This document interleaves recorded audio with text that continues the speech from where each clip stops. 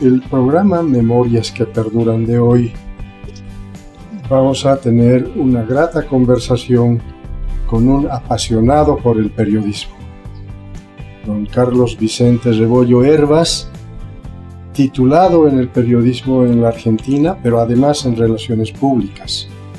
Tiene una trayectoria de más de 50 años en el ámbito del periodismo, pero también en relaciones públicas, en la docencia, escribiendo columnas, en fin, desarrollando un trabajo que a él le ha apasionado prácticamente desde que era niño. Don Carlos, grato tenerlo en el programa Memorias que Perduran. Su saludo inicial para los internautas que ven el programa. Muchas gracias, realmente le agradezco su amable invitación y es muy grato conversar con usted y también llegar a los internautas que siguen su interesantísimo programa. ¿Quién es don Carlos Rebollo, para que el público sepa? Bueno, soy un periodista apasionado por esta profesión desde niño, como ya dijo el señor Rojas. Comencé desde pequeño a hacer mini periódicos, luego periódicos murales, y después tuve la suerte de incursionar en el periodismo impreso, radiofónico y televisivo. ¿Trabajó en Los Tiempos, en El Mundo? Sí. Primero, mi primera incursión en un medio de comunicación fue en Radio Cultura, como cronista deportivo, ¿no? Brevemente, después ya en el periódico El Mundo de Cochabamba, primero como cronista deportivo, después como reportero, redactor y hasta jefe de redacción.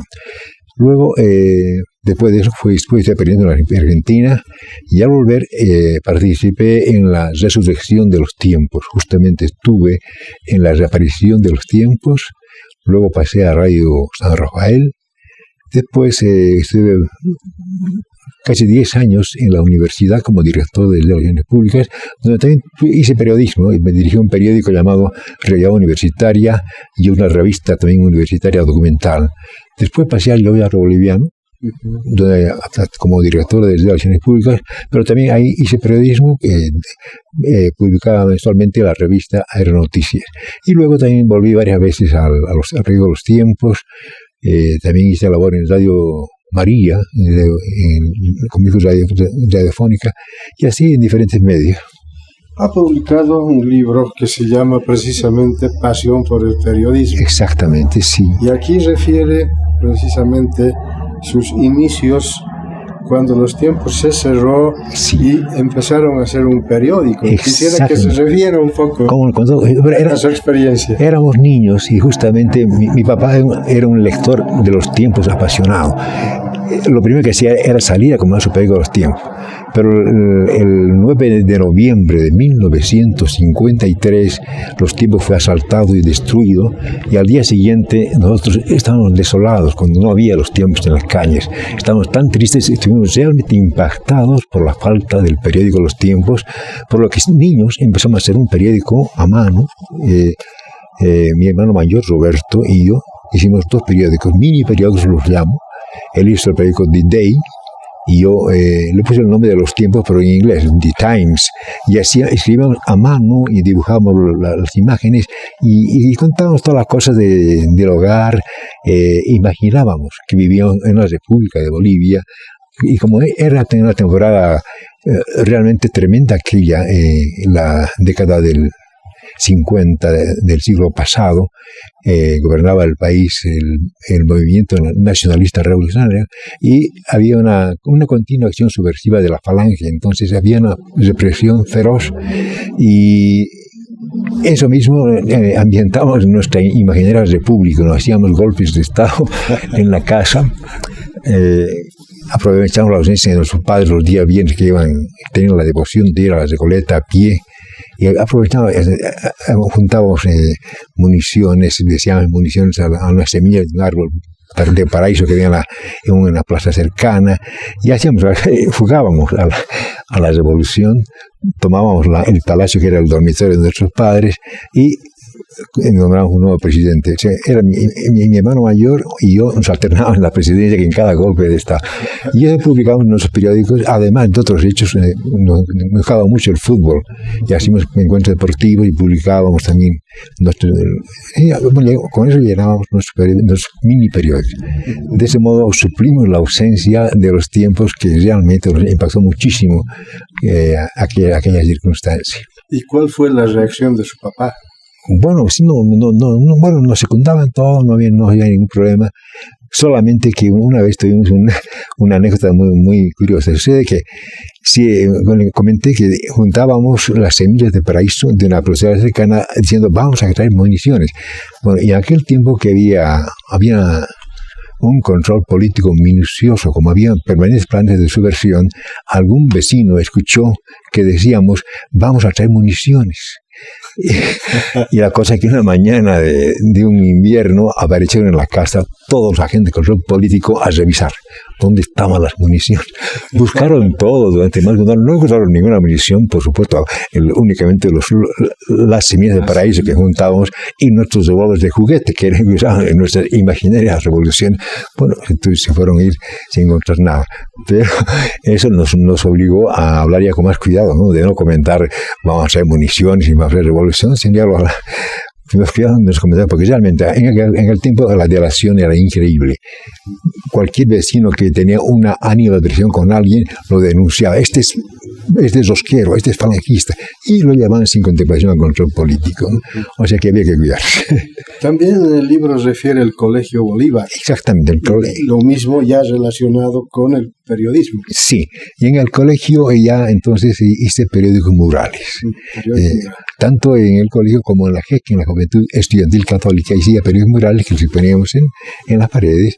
También ahí incluía la actividad, tanto en el colegio, dedicábamos a las fechas históricas importantes, al aniversario del colegio, varias cosas y comentarios, y en la JEC lo mismo, en las actividades de la JEC hacían los periódicos murales. Y luego el libro refiere también su incursión a Radio Cultura. Exactamente. Cuando estaba en sexto año de colegio de secundaria. Antes de salir bachiller. Antes de bachiller, entonces, nos gustaba mucho el fútbol argentino. Nosotros escuchábamos todos los domingos los partidos de la Argentina, pero antes también en Radio Cultura había un programa de radioteatro. Y un día convocaron a aficionados a un elenco experimental. Yo me presenté y era Jorge Serrano y Felicia Vargas convocaron a un elenco experimental de teatro. Me presenté, me hicieron la prueba y me aceptaron. Hicimos una primera obra llamada Todo sea para bien, de Luigi Pirandello, y ahí y luego hicimos varias otras radionovelas, incluido alguna obra de Alejandro Dumas, varias cosas. Y ahí conocí a Gensi Mendoza, que era el encargado de un programa deportivo, la Antera Deportiva en Radio Cultura. Y como escuchábamos todos los domingos los partidos de la Argentina, un día le dije a Gensi que si podía llevarle la información de este encuentro. Sí, por supuesto, me dijo. Entonces yo le llevé y él mismo dijo, usted léalas. Y así comencé a dar información por radio. ¿Y esperaba esa su incursión en la radio? No, fue como casual. Casual, el hecho de que fui a hacer radioteatro en este elenco experimental y ahí conocí a Henry y dije, bueno, ¿y por qué no me hago esto? Y Henry asesoró de muy buen grado mi idea y así hice comunicación radiofónica inicialmente, estando en sexto año de colegio. ¿Y cuándo surge ese interés de estudiar periodismo y en la Argentina? Bueno, cuando ya dejé el periódico El Mundo, vi que había que aprender más, ¿no? Y sí, yo había trabajado, después de mi experiencia radiofónica, un día que fue el último día del año 1959, ya había salido bachiller, fui a buscar a la gente y conseguí motivo a su oficina y él me dijo, ¿no quieres trabajar conmigo en el periódico El Mundo? Ya lo nombró jefe de la página deportiva del Mundo. Sí, por supuesto. Y entonces el primer día hábil del año 1960, el lunes, me presenté en El Mundo y empecé a hacer crónica deportiva y después ya amplié a otras actividades. Estuve ahí hasta el año 1962. Justamente a fines de ese año, cuando era jefe de redacción del periódico El Mundo, me invitaron a hacer una gira para Estados Unidos. El Departamento de Estado tenía en aquel tiempo un programa de invitaba a periodistas de Latinoamérica y nos hacían una gira completa por todo el territorio de Estados Unidos. A mí, como jefe de redacción del Mundo, me invitaron a esta gira, una gira de 33 días, pero abarcamos prácticamente todo Estados Unidos, una gira inolvidable. Y a mi retorno vi que allá vi universidades, facultades donde enseñaban periodismo, canal de televisión, estuve en la OEA, en las Naciones Unidas. Bueno, vi una serie de adelantos en cuanto a la comunicación. Entonces dije, yo tengo que ser, en Bolivia no había en ese tiempo la carrera de periodismo, entonces yo tengo que ser periodista. Volviendo de ese viaje, y con el apoyo de mis padres, tomé la decisión de ir a estudiar en Argentina. Ahí estudié. ¿Y cómo fue sus estudios en la Argentina? Muy interesante, realmente fue prácticamente, hacíamos tanto teoría como práctica, en un muy buen elenco docente. La clase técnica periodística incluían tanto la actividad de prensa impresa como de radiofónica y televisiva, hacíamos prácticas intensivas, hacíamos programas también tanto de radio y televisión, y no solamente en la parte de la técnica periodística, también en la formación cultural. Las clases eran de historia de la cultura, filosofía, literatura clásica, literatura contemporánea. Sí, era un programa completo, de modo que estuve muy contento con ese estudio en la Argentina. Pero también relaciones públicas. Ah, sí, por supuesto. Y sí, también estudiamos relaciones públicas en esa misma ocasión. Muy interesante aquello, prácticamente protocolos de relaciones públicas realmente tan ligado al periodismo y tan importante en cualquier institución, ¿no? El buen ejercicio de las relaciones públicas que aseguran no solamente una buena imagen institucional, sino sobre todo un consuelo de la institución, porque las imágenes son efímeras, ¿no? En cambio, si un relacionista consigue crear un buen concepto de su institución en la opinión pública, ese concepto perdura, ¿no? Ya se mantiene. Eso era muy importante, sin duda. Decía que fue relacionista del YOIT. Sí. Y también de la Universidad Mayor de San Simón. Primero de la Universidad Mayor. Primero de la Universidad. Sí, de la Universidad. Guardo muy grato recuerdo de esa institución, la universidad. Yo quiero mucho a la universidad. Trabajé con importantes personalidades, con excelentes rectores y con excelentes compañeros de trabajo. Y después ya en el Yoya Rolleno, donde también tuve la ocasión de compartir con grandes personajes, tanto en la alta dirección como en diferentes niveles. Muy, muy importante. ¿Qué recuerdos tiene de su trabajo en relaciones públicas en la Universidad Mayor de San Simón? Bueno, siempre acompañaba al sector en todas las actividades, tratábamos siempre, la universidad, a ver que fue realmente. Bueno, un recuerdo que tengo es, por ejemplo, era rector el doctor Ernesto Basondarza y falleció en pleno ejercicio del rectorado. Entonces hicimos todo un gran homenaje, muy sentido homenaje, y en la revista que publicaba hicimos también una información detallada, un resumen de todas las oraciones fúnebres que dedicaron a su memoria.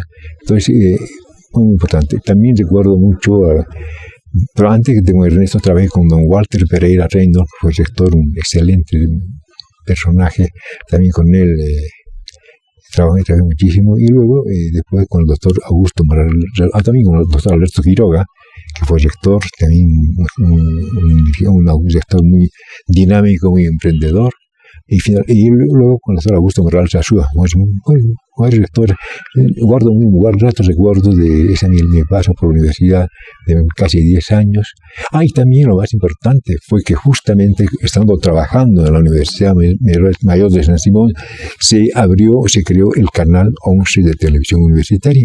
Y ahí tuve la oportunidad de ser uno de los primeros rostros masculinos que apareció en el primer canal de televisión que se abrió en Cochabamba. ¿Qué recuerdos tiene en este caso del Canal 11? Bueno, el Canal 11 era un lindo equipo de trabajo. Prácticamente todavía no había tantos adelantos tecnológicos como ahora. Pero, por ejemplo, ni siquiera había una buena editora. O sea que había entrevista, por ejemplo, y obviamente no podía pasar toda la entrevista. Entonces teníamos que indicar bien, hacer los guiones de tal modo que entre la parte que iba a salir en vivo de la entrevista y luego mientras corra la imagen hasta la siguiente parte a escribir el texto en el guión que dé tiempo al operador para que llegue hasta la siguiente imagen que tiene que salir al aire, ¿no? O sea, pero todo lo hacíamos con mucha pasión, con mucho apasionamiento. Realmente fue una experiencia extraordinaria. Ahora, en las entrevistas que sostuve en televisión, entrevisté, bueno, algo importante en el canal fue que por primera vez hicimos mesas redondas en campañas electorales para las elecciones de rector y vicerrector, ¿no? Y tuve la satisfacción de que hacer que todos los participantes se sientan exactamente con los mismos derechos en el debate, ¿no? Que no limitar a uno, todos exponen su punto de vista. Hubo dos mesas redondas, una para las elecciones de rector y otra para elecciones de decanos. Y en ambos casos hicimos lo mismo, ¿no? Y conducir muy bien el debate fue una experiencia muy importante. Pero en cuanto a anécdotas, algo que siempre recuerdo con una de las entrevistas que más recuerdo con mucho grado, es una entrevista que hice a una cantante a quien admiro mucho, Janet. Ya hace tiempo que ya no se la escucha, pero vino a Cochabamba en los primeros años de la década del 80, el 81 seguramente. Vino a estar en Cochabamba y la entrevisté en el aeropuerto. Realmente fue muy grato, recuerdo muy bien esa entrevista con esa cantante cuya voz realmente a mí me encanta, me sigue encantando. El grabón que escucho es una cantante extraordinaria. Y también entrevisté a una Miss Universo que llegó a Cochabamba en gira. Ambas entrevistas fueron en el aeropuerto a sus llegadas y bueno, y otros personajes importantes. Y a propósito del Joy aéreo boliviano, sí. Desaparecido, diría. Lamentablemente. Boliviano. Sí. ¿Cómo fue su trabajo de relacionista público? Muy interesante. Había, bueno, inclusive teníamos gerencias en varios países, gerencias regionales, y hacíamos notas, íbamos a diferentes lugares donde estaba el Joy para grabar informaciones en imágenes y difundirlas, tanto en la revista como en programas de televisión y radio, ¿no? Y fue muy importante mi paso por el Joy, pero lo más triste fue que lo que le pasó al Joy, una empresa, la línea aérea bandera de Bolivia, que estaba muy bien encaminada, que tenía un excelente capital. Prácticamente el año 1993, en que yo dejé el Joy, había un plan de flota hasta el año 2000 para hasta entonces ya tener 4 aviones de cabina ensanchada en propiedad. Había un capital para eso. Pero lamentablemente la política del gobierno de entonces, de Gonzalo Sánchez de Lozada, impuso una supuesta capitalización que en realidad fue una descapitalización, porque lo que pasó fue que según el mismo decreto del gobierno tenía que haber por lo menos 3 opciones para que se diga cuál iba a ser la mejor para que se le dé la tarea de capitalizar al Joy. Pero hubo una sola, la BASF de Brasil, que estaba en quiebra. El gobierno, con un decreto de excepción, impuso que se le dé a la BASF de Brasil esa tarea de capitalizar al Joy. Pero la BASF, que estaba en quiebra, era imposible que capitalizara al Joy.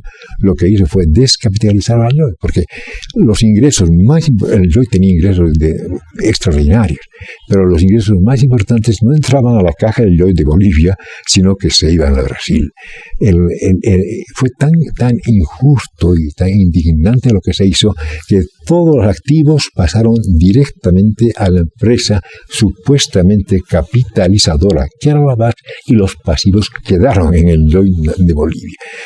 Ahí empezó la debacle del Joy, ahí empezó el descenso de una empresa que realmente era orgullo de Bolivia, y lamentablemente ya, pero yo confío en que puedan crearse las condiciones para que el Lloyd vuelva a volar raudamente, no solo en los cielos de Bolivia y de América, sino en los cielos del mundo.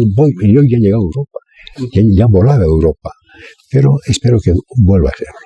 Ojalá, es un deseo que prácticamente es de todos los bolivianos. Sí.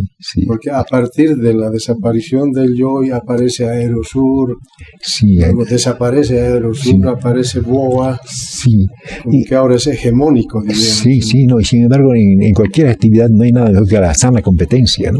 Cuando hay una sana competencia, las empresas se esmeran por brindar un mejor servicio, entonces no había ningún problema que se vuelva el Lloyd, sigue el BOA y ambas pueden seguir esforzándose a brindar un mejor servicio en beneficio de los usuarios, ¿no? BOA no tendría que alarmarse de que aparezca que vuelve el Lloyd, al contrario, es un motivo para que ambas empresas puedan ofrecer mejores servicios. Don Carlos, desde su experiencia, ¿por qué es importante la presencia de un relacionista público en las organizaciones? Porque es fundamental. Como decía hace un momento, la tarea del relacionista es hacer conocer a la colectividad el concepto de la institución, que la institución llegue y sea aceptada en diferentes niveles, y no solamente hacer conocer, sino también recoger, poner en práctica procesos de comunicación de doble vía, ¿no?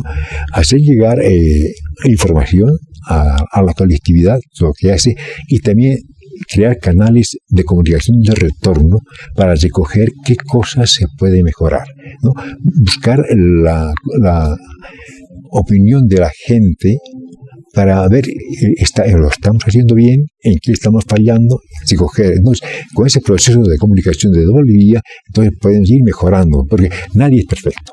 Los seres humanos somos perfectibles. Nadie puede decir que es absolutamente perfecto, pero sí somos perfectibles, podemos ir mejorando cada vez, y a través de este proceso de comunicación de doble vía, con la comunicación de retorno, iremos mejorando los problemas que indudablemente hay. Siempre hay problemas. Entonces hay que ir mejorando, reconocer los errores, superarlos, y a través de esta labor de relaciones públicas se puede hacer todo eso. ¿En su experiencia profesional fue más relacionista público o periodista? Yo creo que periodista, pero hay tan íntima relación en ambas disciplinas que no se contraponen de ninguna manera, ¿no? Más bien se complementan, porque conociendo lo que hace el periodismo se puede hacer muy buenas relaciones públicas, ¿no? Así que no había ninguna... soy periodista indudablemente, fundamentalmente, pero también cumplí la labor de relacionista sin ningún problema. A los tiempos, según su libro, ha vuelto varias veces. Sí, efectivamente. ¿Cómo fue su trabajo en los tiempos? Bueno, en principio, cuando se nació Los Tiempos, prácticamente... Los Tiempos ya apareció en ese momento era una novedad el sistema offset, de la prensa offset. Entonces, y un día cuando estábamos en todo el trabajo previo, me preguntaron a mí si sabía hacer diagramas para el sistema offset. Sí, por supuesto, me dieron un montón de fotografías que era una página gráfica y armé. Entonces, les pareció muy bien, y entonces me dijeron, bueno, usted va a diagramar todas las páginas. Entonces diagramé todas las páginas incluso la de publicidad de la edición de apertura, que fueran por primera vez en Cochabamba apareció un periódico con casi 50 páginas. Ahora es fácil, ¿no? Pero en aquel tiempo no, los periódicos en aquel tiempo solamente tenían 8 páginas. Los Tiempos, primera etapa, 8 páginas, El Mundo, 8 páginas. Entonces, cuando Los Tiempos reapareció, volvió a las calles con 50 páginas, fue una novedad. Y a partir de entonces, fue muy grato aquello, fue un trabajo apasionante, todos trabajaban con mucho entusiasmo cuando Los Tiempos en las calles, fue realmente extraordinario. En su libro también se refiere a los canillitas. Ah, sí, por supuesto. Mariana Gamboa, Sí. María Luisa. ¿Qué recuerdos tiene de los canillitas? El primer canillita que conocí fue un cieguito, Sí. del que boxeaba los tiempos, en la primera época de los tiempos, y justamente mi padre se escuchaba, venía boxeando por la calle, ofrecía síntesis excelentes. Primero me contaron sus hijas, ya después cuando las entrevisté, que ellas, como él era cieguito, no podía leer el periódico, pero las hijas le leían las noticias más importantes del periódico y él iba resumiéndolas mentalmente, y en su recorrido se sintetizaba como un excelente título periodístico las noticias. Iba voceando los hechos que estaban en el periódico. Entonces mi padre escuchaba eso, ¡el cieguito! Y salía corriendo a la calle a comprar su periódico, ¿no? Y justamente lo que ensayamos aquella vez que destruyeron los tiempos fue que el cieguito ya no se vio más, se cayó. Y bueno, después ya busqué sus hijas ya mucho tiempo después, y me contaron que justamente su papá era oriundo de Potosí y había quedado ciego porque de niño había enfermado de viruela, pero con sus hijas hacía el recorrido vendiendo el periódico. Ahora, en su actividad periodística de más de 50 años, sin duda ha tenido que pasar varios gobiernos dictatoriales. Sin duda, sí. ¿Ha constituido un riesgo para su trabajo periodístico? Sí, sin duda, sí, claro que sí. Sobre todo aquella etapa en la que hubo el gobierno de la dictadura de Obando Candia fue tremendo. Hubo una serie de muertes, empezando, y el caso es que una serie de muertes que justamente yo trabajaba en Radio San Rafael, y teníamos un reportero, Alberto López, que se dedicó a investigar a fondo todo. Uno de los muertos de esa época fue un dirigente campesino, Jorge Solís, y como murió en Cochabamba, lo mataron en Cochabamba, entonces el juicio se hizo en Cochabamba, y este reportero iba a todas las audiencias hasta medianoche y traía la información para que estaban por radio. El caso es que en ese tiempo había la oportunidad de los periodistas teníamos la oportunidad de escribir artículos firmados en cualquier medio, y los medios tenían que publicárnoslos. Alberto se dedicó a hacer una insistente campaña acerca de los crímenes que habían producido en esa época, y de pronto, cuando estábamos ya en transmisión de nuestro informativo, nos llegó la noticia de que lo habían apresado a Alberto. Entonces nos fuimos a ver qué pasaba, y nos dijeron que era ilegal su presencia en Bolivia, que era extranjero y que no podía ejercer periodismo en Bolivia, y por eso iba a exiliarlo del país.